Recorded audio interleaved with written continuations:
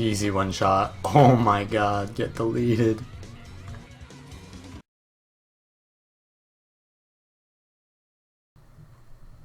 This upcoming patch is going to give illusionary persona back to Chronomancer. And what that means is your character will be counting as a clone, so you can shatter without having any clones up, because you'll always be alive, hopefully. So this next build I've been trying out before even the patch comes out, so I'm kind of playing it on hard mode, but there are some things that are getting nerfed as well as that illusionary persona buff. But in general, this build is going to pretty much play out the same. So the idea of the build is to just spam Rewinder, which recharges faster the more it hits, and it'll basically allow you to just spam Rewinder and get all these conditions that I've loaded onto one skill, and you just spam out tons of clones with illusionary reversion and deceptive evasion, and then you're just doing tons of damage like that, and it's very simple. You're just kind of like pressing one skill. But this build is called the Hypochondriac because Chrono is not actually as bad as some people think it is. It's just how they think it is kind of an illusion. So it's actually better than they think it is, and after the patch it may be pretty decent. So I take Rune of Orr and Rabid Amulet because you want the condition damage to be as high as possible, because this is kind of like a roaming kind of build. You're not going to go for like Sage. You want to get like, pretty high damage, and the toughness is really good, but you don't have much power because you go for the precision of Rabid Amulet, because it helps you to get a little bit more condis, as you'll see with sharper images and other like dueling traits give you some synergy with crits, so that's really important. And then Rune of Orr is nice because with Rabid Amulet you don't get that much health, so it allows you to get to 17,000 health, and it just gives you minus condition duration like 25%, so that's pretty good, because the only real condi cleanse on this build comes from your torch and like one cleansing sigil, and then you'll be using Mantra of Resolve. So it's nice to just be able to have those conditions come off sooner, and since this is a condition build, it also gives you more condition damage, which is nice. So on my Scepter and my pistol, I have Misery and Confusion. Those are your two main conditions, Confusion and Torment. So you want to be using those. You can use probably another energy sigil instead of maybe instead of the Torment rune, because Confusion is a little bit more readily available, so you'll probably want to synergize with that more. But I like both Torment and Confusion sigil on my Scepter pistol, because you do want to be doing more damage, because the extra dodge is, it's good, or the extra half a dodge is good, but I feel like this is just better. And obviously energy cleansing, because you're going to be using your sword torch as more of a utility weapon, or sort of like a fill the gap weapon set. So the traits, I basically have a bunch of traits to increase my F2 rewinder. So you have Master Fragmentation. This makes your Cry of Frustration or F2 cripple. So that's just really nice, because cripple allows your other clones to catch up and shatter on them, and just cripple is just really strong in general, and it's a cover condi. And also Master of Fragmentation will make your diversion AoE daze people, which is really good in team fights, or really good for like situations where you're building up clones on a target and then you want to interrupt someone else, so you can interrupt someone near the target that your clones are going to shatter on. So this is really good, and after the patch this will make Continuum Rift last longer, so that's really, really nice. And then here you just have Maimed and Disillusioned, which makes your shatters give torment, That's just more condis on your F2. You gain a recharge reduction from your shatters because you're in illusions, and you get 30 condition damage for each clone that you spawn, and that lasts for 8 seconds. But since this build is spawning so many clones, you'll pretty much have 150 extra condition damage always. And also you just have the torch trait, which is, there's really no other choice here, but this is kind of nice too because you're using torch, and lowering the cooldown on that can be really nice. And it also gives you a little bit more burning, so you kind of want to use your torch skills in melee range to get that extra burning damage. So, and then here you'll have a little bit more confusion stacks and duration on your F2. So yeah, illusions is really good. And then in dueling, you'll have a little bit of vigor whenever you crit. So this build gains clones from dodging, right, because of deceptive evasion, and that's just really good because, you know, dodging is always going to be useful in PvP, and to get an aggressive potential from your dodge is always going to be strong. So having vigor is good too. Duelist discipline is pretty interesting because it gives you bleeding on your pistol attacks, which is really only important for your phantasmal duelist because that'll hit, you know, a lot of times, which can give a lot of bleeding. And combined with sharper images, if your pistol phantasm crits, then, you know, you'll get quite a lot of bleeding. I've seen up to like 11 bleeding from it, so it can be a lot of burst. And also on top of that, you have the ability, whenever you interrupt a foe, to reduce the recharge on your pistol skills by 25%. So, you know, you have Magic Bullet is a stun, you have Time Sink, which is a Daze Shatter, and then you can land your Phantasmal Mage, which is potentially an interrupt, but a little bit harder to land. And that's really good because that allows you to kind of like spam your pistol skills out, and they do a lot of damage. So next you have Blinding Dissipation. So this puts on blind to your F2. It's just like your fourth condition on your F2. So when you're just spamming F2, you're getting out a lot of conditions. And it's also really good for situations where like you're stomping someone and shatters don't have an animation. So you just, you know, put a little bit of clones on the target and then start stomping, and then you can shatter to prevent them from, you know, knocking you back or whatever. And just the fact that you're being aggressive but also putting blind on the target is really good because it prevents them from, you know, hitting you back. And then you gain a little bit of fury here as well. So yeah. So deceptive evasion versus ineptitude. A lot of people are going to say, oh, just take ineptitude because your F2 is blind and it gives confusion, so it'll just give extra confusion. But the thing is, getting more shatters is just better because, yeah, this gives you like confusion whenever you blind, but just getting off more shatters is going to give you more blind. It's going to give you more it's going to give you more confusion just in general because of that's what the skill gives. It's going to give you more torment, and it's going to give you more cripple. So, I mean, ineptitude, while yeah, it's potentially more damage if you're just sitting there and the enemy is letting you land your shatter combos all the time, it's not going to be that easy because, you know, the enemy is going to dodge your shatters, which means you won't get as much recharge, and they're going to pressure you, so you can't just sit there generating clones as much. So deceptive evasion just ends up being not only better damage because it'll actually allow you to get your third clone often, which is really important for illusionary reversion, which is whenever you have 3 clones and you shatter, you'll gain an extra clone. So having that extra clone generation just fuels your clone generation even further. So ineptitude, yeah, it just does less damage.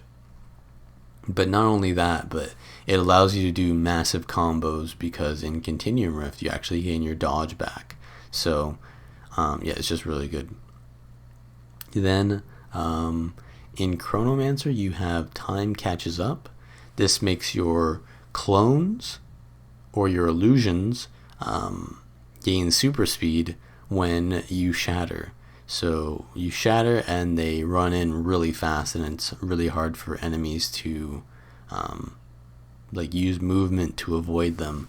It does kind of give a animation to your shatters, so whenever people see a super speed clone, they know that you've shattered. So you kind of want those clones to be going in after a dodge animation or something like that. So another important thing is, the damage increase when they're movement impaired isn't really important because you're rabid, you're not going to do damage anyways. But what's kind of important is to realize that it gives your illusion super speed, which also affects any clone or phantasm that isn't going to be shattered. So say for example I have 3 clones out and then I cast my mage and then I shatter, it'll actually give the mage super speed too, and then the mage can go in and position itself really well and get out its damage, because it's really important to position this mage. So that's kind of important to know. So with this build, you're going to be gaining a lot of alacrity too, because whenever you shatter, you gain alacrity, and you just have so much clone generation with this build that you're gaining tons of alacrity. The more alacrity you gain, the more clones you can create, and the more you can shatter, and therefore the more alacrity you can get. So as you can see, there's a lot of synergy with itself. And then obviously illusionary reversion means you want to be always shattering with 3 clones to kind of generate that extra clone, and that's really good because in a lot of situations you'll shatter 3 clones and then you'll have 1 clone, and then you can use a clone generating skill, and then you can use a dodge roll, and then you'll have 3 again. So it allows you to kind of generate this extra clone, which makes your combos require a lot less skills to kind of finish off. So 1 dodge, 1 clone generating skill, and then you've got your 3rd, and then you already go into the next one, 1 dodge, 1 clone generating skill, and then you do the next one. So it allows you to just constantly be pressuring the enemy without spending too much time in between those shatters. And then you also have time marches on, which is really good because it gives you movement speed and lowers chill duration, which is really important because that's the anti-alacrity. So your cooldowns are really important on Chrono. So chill kind of makes those take longer. And the movement speed is really nice because then you don't have to take a rune or anything to give you movement speed. So it's really nice. And then lastly, you have Seize the Moment. Whenever you shatter, you and nearby allies gain quickness. And since you're shattering a ton, you're gaining a lot of quickness. Quickness isn't really too amazing on this build. On Sword, it's really not that good. But on Scepter, it can be pretty okay. The Scepter 3 is a confusion skill that has a long cast time. That's pretty nice with quickness. And your auto attack is kind of okay with quickness because the final hit of the auto chain gives you a clone. So that's really nice because you want more clones. So let's look at the utilities here. So I take Signa of the Ether.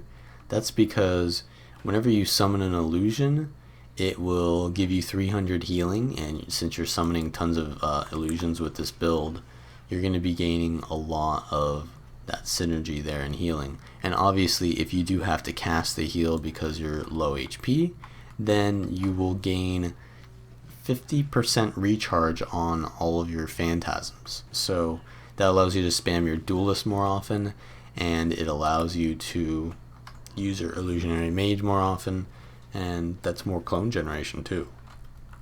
So next you have mirror images. Mirror images is really nice because it gives you 2 clones. It's a stun break, but the 2 clones that it summons is really good in Continuum Rift. We'll talk about that later. And it's also kind of really good with illusionary reversion because whenever you use a shatter at 3, you'll gain that extra illusion, And then you can use, mirror images and like do a 6 clone shatter in a way. So like I can do my F3 and then I gain that extra clone, then I use mirror images and then I F2, and it's like a 6 clone shatter right there. So you can do big combos with mirror images, and it's really nice. So next you have Mantra of Resolve. You just channel this and it can give you a lot of condi cleanse, and it has no cast time if you've already channeled it, but if you haven't channeled it, it gives you 13 condi cleanse. So oftentimes you want to save the channel, and then you'll have the charges which you can use right after. And then it's just really nice because this build doesn't really have that much condi cleanse on it other than Rune of Orr, right? So having your condi cleanse allows you to fight condi thieves and necros and stuff like that. And then you have Blink. Blink is just standard on Mesmer. You kind of just need this on every build because how powerful it is at rotations, and it's also a stun break. And then Signet of Humility is basically Moa. You turn your target into a Moa. You want to always use this with Continuum Rift because Continuum Rift basically gives you your cooldown back, and Signet of Humility has a really long cooldown. So if you use it, you want to precast it into your stuff there. And as you can see here with Continuum Rift, I just used a little bit of my shatters there, and then I can use them all again because yeah, you get your cooldowns back. So yeah, we'll see a little bit of Continuum Rift combos later, but let's talk about the skills first. So we talked about Phantasmal Duelist. That's a really high damaging skill, as you can see here. Yeah, it's a lot of bleeding right there. And my illusions, if they're just sitting on the target, they're also doing bleeding, but mainly you want to be shattering those too. But Magic Bullet is really nice because it is a 2-second stun on the target, and then it will bounce 3 times and daze those that it bounces to, and that's really good for like downstate situations and just landing your pistol 4 while they're stunned. So it also gives 3 confusion, which is nice. And also it can be spammed out, right? Because whenever you interrupt someone, it reduces the cooldown by 25%.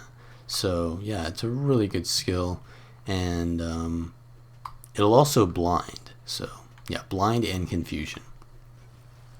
And then your Scepter 3 is kind of nice with 7 confusion is pretty strong.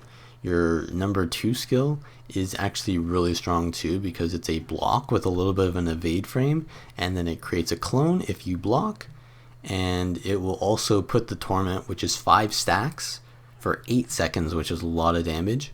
It'll put that on your target. So if you block it from someone else and you're targeting someone else, then it'll put it on who your target is. So you want to be getting that correct targeting. And then your auto attack just gives a little bit of Torment and creates clones. So as you can see here, I'm just sitting pretty, creating clones, getting quickness whenever I want. And because I'm getting quickness, my auto attack is, chaining faster, and I can get more clones off the shatter. So next you have your sword. Sword is really nice because it gives you utility and mobility. With the 3 skill, you put the clone on the target, and then wherever your clone is, you swap place with it if you use it within the allotted time. And you can use that to juke people, and it also immobilizes if the clone is next to the target. So yeah, this is just a really strong utility skill, and you want to kind of use it to land your combos in a way. So like I'll do something like my 3 into Moa into this, and then I'll do my pistol stuff, and then I've already killed the target, but if I wanted to, I would just left the Continuum Rift there and then just used all my combo again like this, and then get another combo off and more clones, and then yeah, it's just really strong. And while this is all happening, because most of these skills don't have animations, you're just autoing with your Scepter, so it's a really good. And yeah, that's pretty much it. So Yeah, you want to be landing your continuum split combos. You want to use it often very early into a fight. So generally, you'll do something like mage into sword 3, and then you'll have 2 clones there. What you'll do is you'll dodge maybe into your immobilize, or you can just Signet of Humility with a 2 clone continuum split, and then you want to usually use your Pistol Phantasm in your continuum split because you want to use it twice. And yeah, basically continuum split gives you all your cooldowns back that you use while in continuum split, and it will also give you your dodges back, and it'll give you your original positioning and health back. You will have condi still on you. You don't like lose your condis, but yeah, so basically you want to do something like